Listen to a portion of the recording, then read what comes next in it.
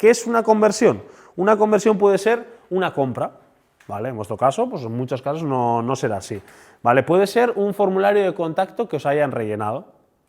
Puede ser una solicitud de información para ser voluntario. Puede ser 1000 cosas.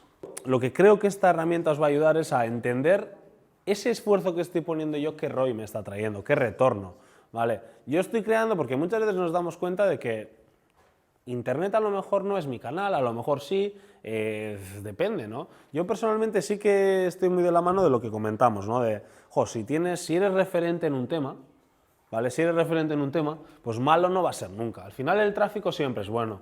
Otra cosa sería que yo analice o bien que ese tráfico a mí no me está generando retorno porque ese tráfico no está preparado para generar retorno, ¿vale? Que es una opción, o que no me está generando retorno porque yo a lo mejor mi página no la tengo bien optimizada para que me genere, ¿vale? De hecho, si yo detecto que mi web no tracciona tráfico orgánico, no está recibiendo visitas, yo puedo tener otro tipo de estrategia externo a mi web. Es decir, muchas veces dice más de mí lo que dicen los demás, ¿no? Es decir, me ayuda más a mí a la hora de vender, ¿vale? Que lo que yo pueda decir. Yo puedo tener un copy muy bueno, unos textos buenísimos en mi web, unas fotos increíbles, pero muchas veces va a ayudar más el hecho de que hablen de mí, ¿vale? Esto de los influencers, esto de Cristiano sale con unas botas Nike y la gente se compra, bueno, pues adaptado un poco, ¿vale? Y escalado, por supuesto, a nuestra realidad, ¿no? Pero sí, tiene mucho sentido. El boca a boca y demás, sí, por supuesto,